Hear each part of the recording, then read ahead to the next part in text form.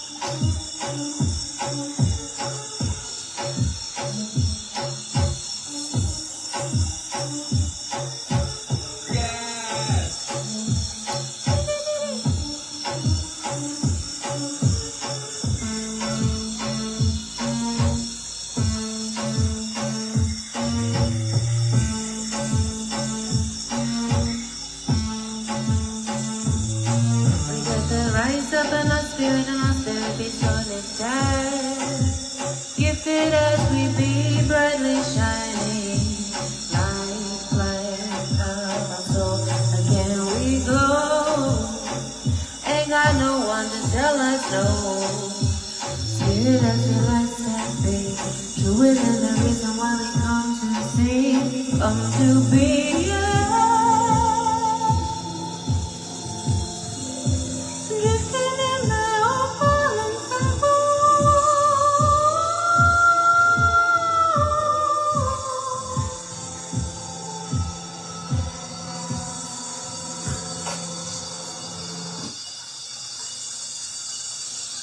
Those two ones are more recent. I just now downloaded them. We both heard them for the first moment, and that was a journey. Welcome to the sound journey. Hold onto your seatbelt, or your seat covers, or your britches. It's gonna be wild. Yep, I'm about to do something wild. I'm gonna warn you, it's a full moon, and I'm a wildling. So let's see what happens. I'm gonna pause that and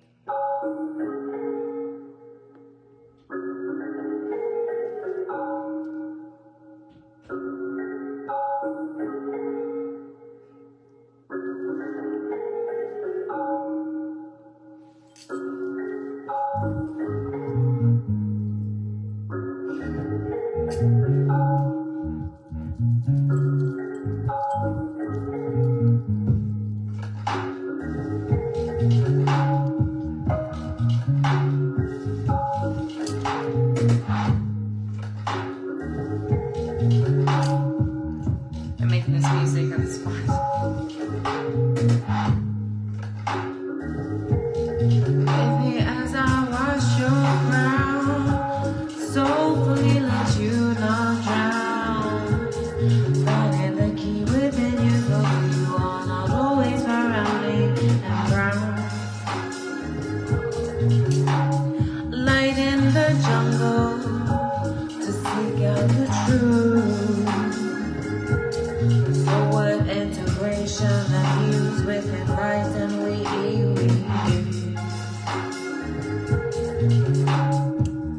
gentle stepping, the light is so tender, we come with surrender, we do, we be the way is mine.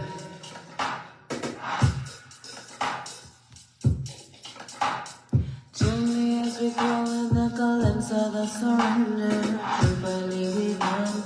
We be so tender, whoa, whoa, whoa, whoa, whoa,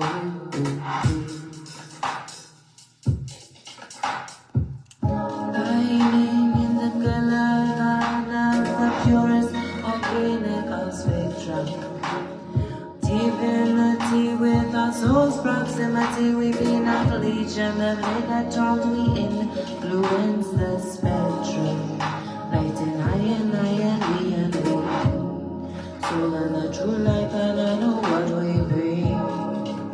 And the reason why we do not hide.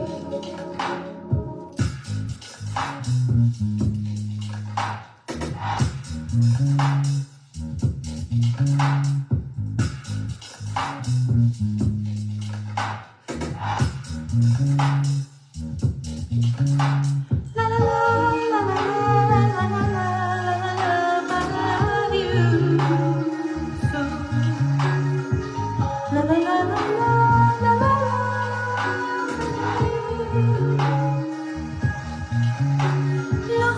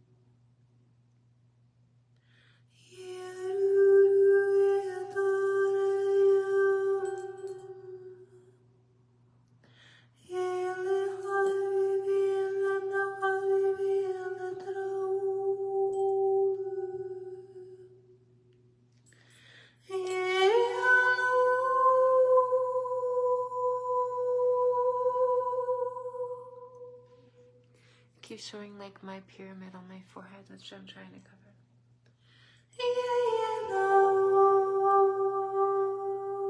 Do you see I have a pyramid on my forehead?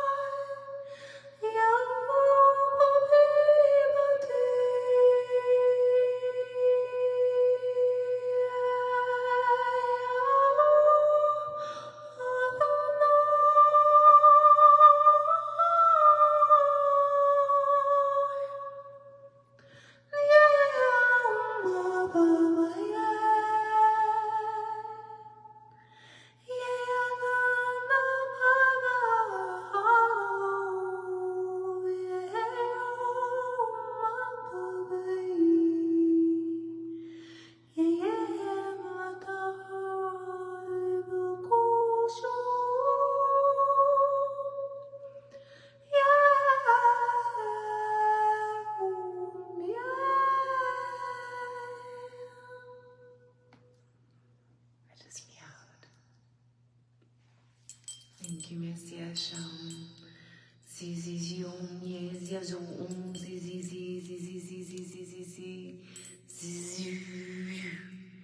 With a zzz, we bring like a vibration of cleansing energy. Zzz, like cleansing, purification. There's multiple sounds. A lot of different types of beings have studied multiple different types of sounds and frequencies to sing. It's a study. It's like a legitimate business for some. And music classes, musicians, artists, sound. And I've studied the art of originality so that it's more than others. It doesn't have a negative attachment energetically to them because I'm working with parts of the languages that others don't have suffering experiences with, coming from someone who's singing in the way that I sing them and the way that I communicate them. And I'm teaching others to communicate in other languages also. So the languages that I sing are multiple languages. And I desire to help creation to sustain in a multi-language existence. Languages of love, very proper, innocent greetings, how to honor and see each other's souls, and continue being. And not have to be like, oh, you look like that and you're different, but to have communication with each other because all of the continents were once united and together.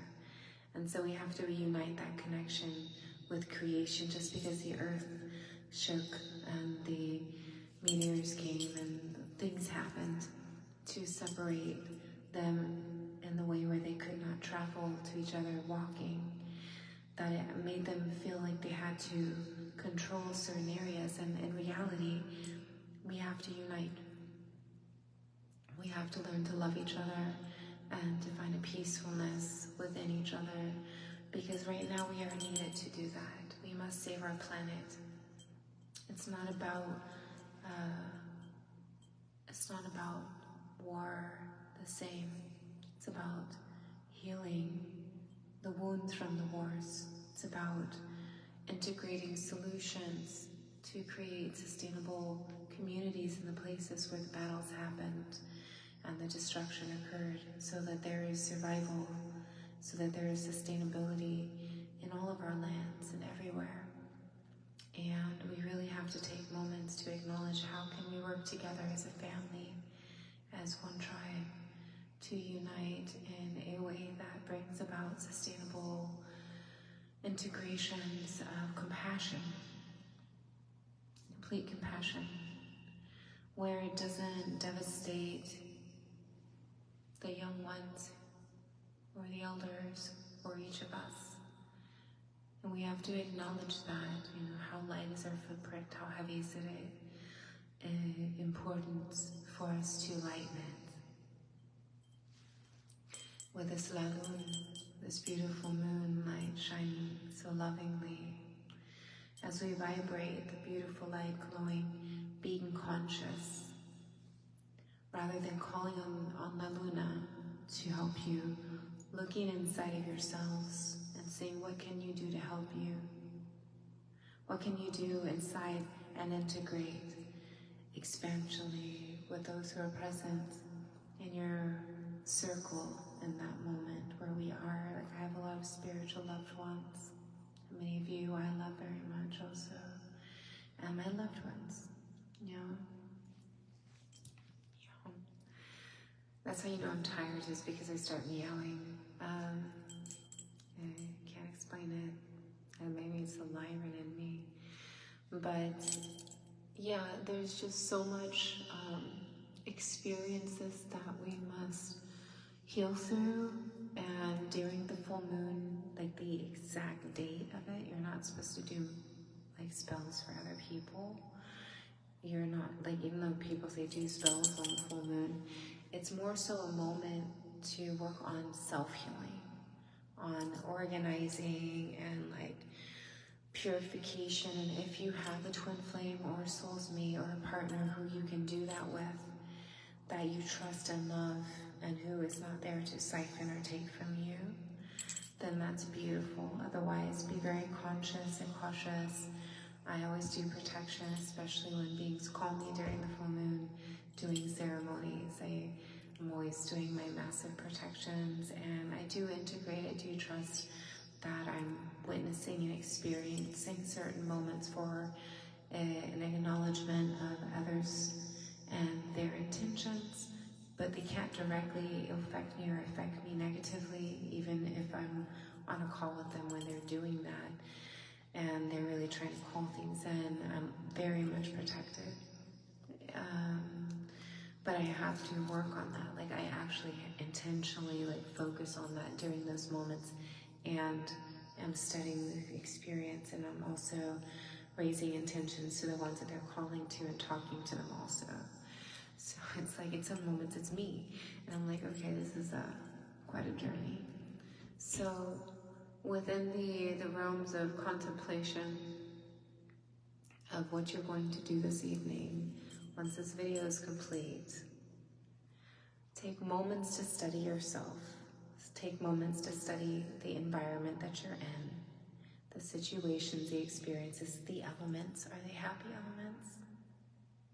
Do they need to be purified? How are you feeling inside? And really just kind of scoping out yourselves as if you are dissecting or looking through a microscope. Let's not say dissecting, don't say. Yeah, kind of like if you're looking through a microscope at your souls, to kind of try and identify your souls if you can. If not, your heart, your mind, your body, and then the soul. But how's your brain doing? How's your health? How's your everything inside and on you? that you feel comfortable working through, that you feel that you trust and believe in, because you can look in your eyes and see you have eyes. You can touch your face, things like that. Maybe some of you can't, but those of you can. And it's very important for you to acknowledge that you also have a soul at some point, working through the heart, working through the consciousness, and acknowledging the soul is in there too. So once you've worked through the parasite cleansing because of your eating the pigs and other things that you may have eaten that caused parasites, and polyps, fat, which is fat, like little fat, they look kind of like the sea anemones that Nemo likes to swim in and out of, but they're a little bit thicker, like a donut, and they like to eat like fatty stuff. So they're the things, the polyps, when the polyps are in the intestines, those are the things that make you hungry for certain like sugars and animal fats, different things like that, junk food. And they call it the hungry ghost syndrome, some people, which is the animals who are sad and devastated and angry that they were murdered, and they haunt the people who eat them, which causes them to have horrible diets and crave horrible things for themselves. That's what one of the Rastas told me. It made sense. So eventually your body will reject food that is not healthy for you. And when it does, it's really important for you to acknowledge that you have options that are not just what the vegetables in the grocery stores are. You don't have to just rely on that. Your options are the forests, the jungles. Go harvesting, go foraging. Look for nourishments that are in sacred places that have not been tainted with chemicals or unnecessary experiences, like driving in the back of a truck. When they say that they're organic, that they're in the back of a truck, or they're growing on the side of a road next to high traffic areas, but they're supposedly organic. So when you eat things and your body rejects them, I want you to acknowledge your body is rejecting them for a reason, not because you can't eat vegetables, but because you probably have to get them from another source that's more pure than a grocery store, like farmer's market. Farmers markets are really helpful.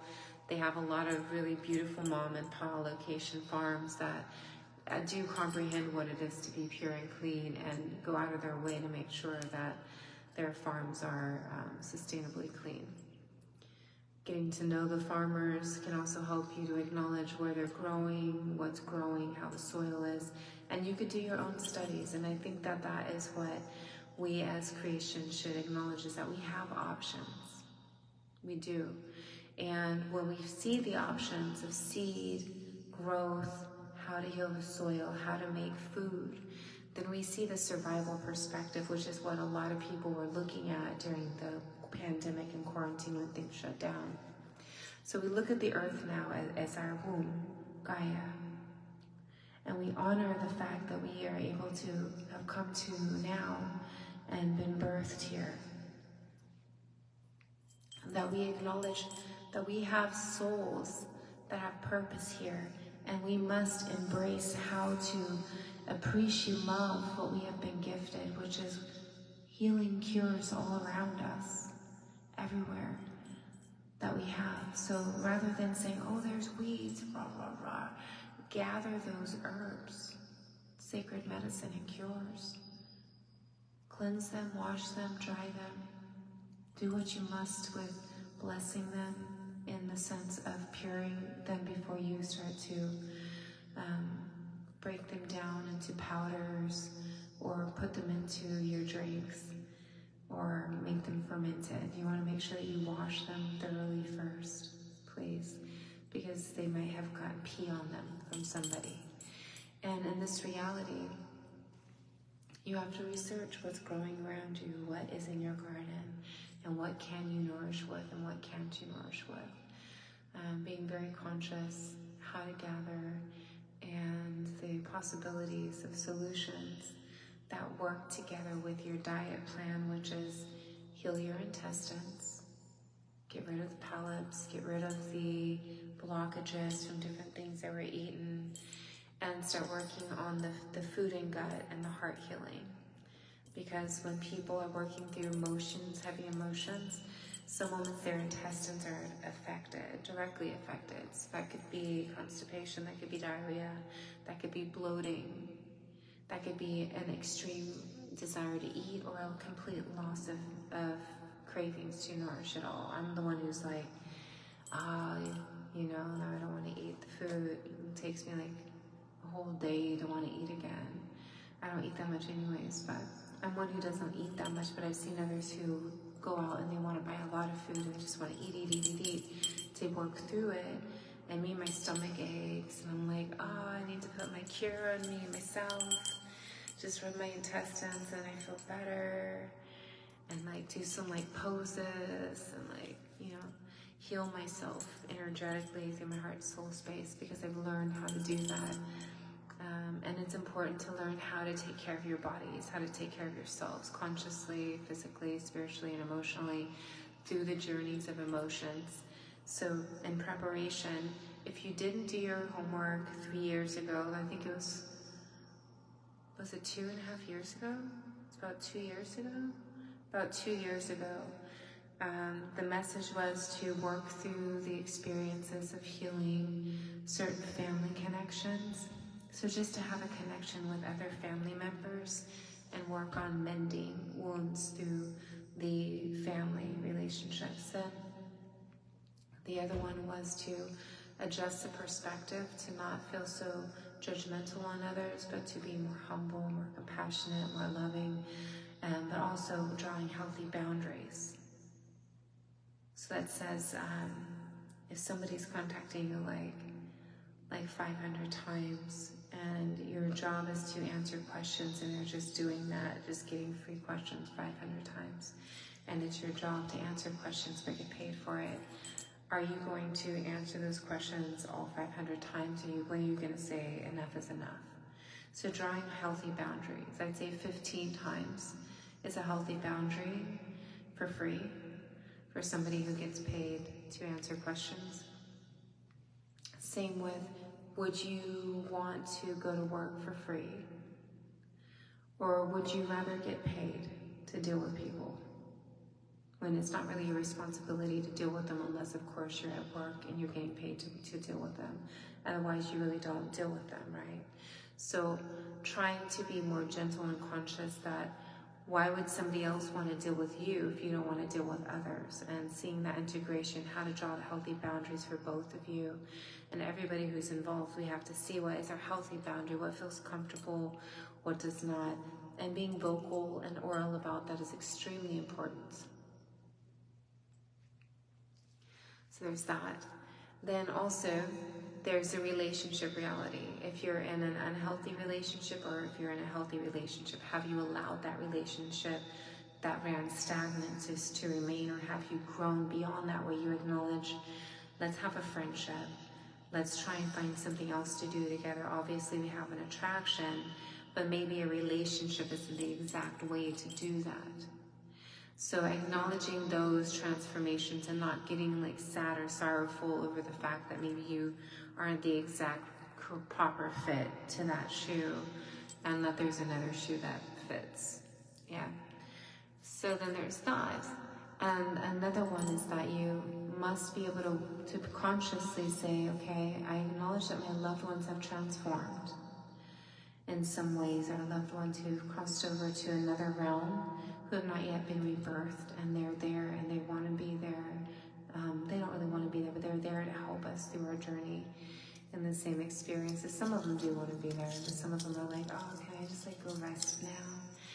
And some of them are working through some things.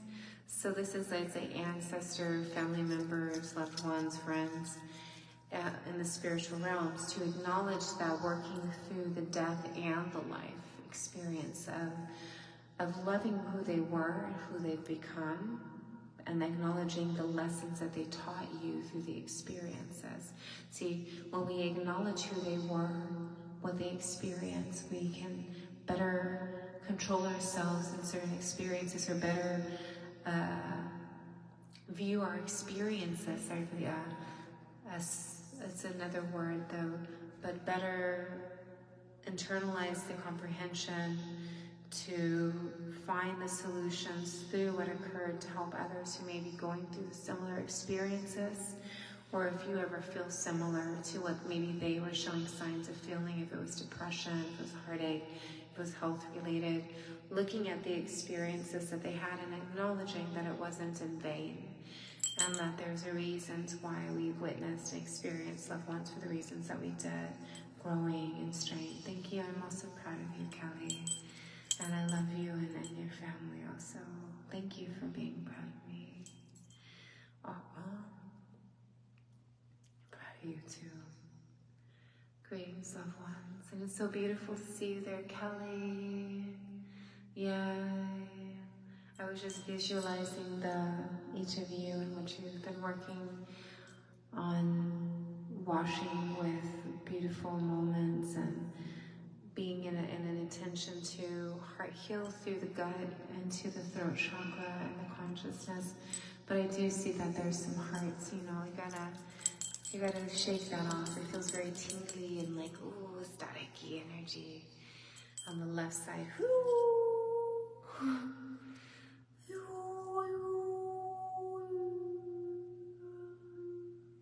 Blessed loving Shem. All right.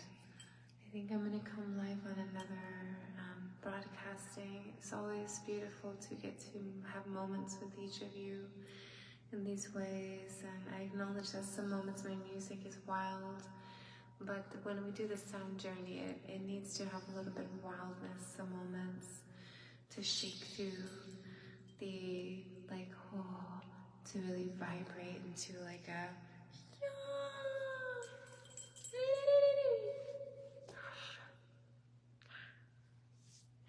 okay, love you. Want to see my pyramid again? See? Hold on. Look, I have like literally like a pyramid on my forehead. It's interesting. Alright, I love the triangle earth ship.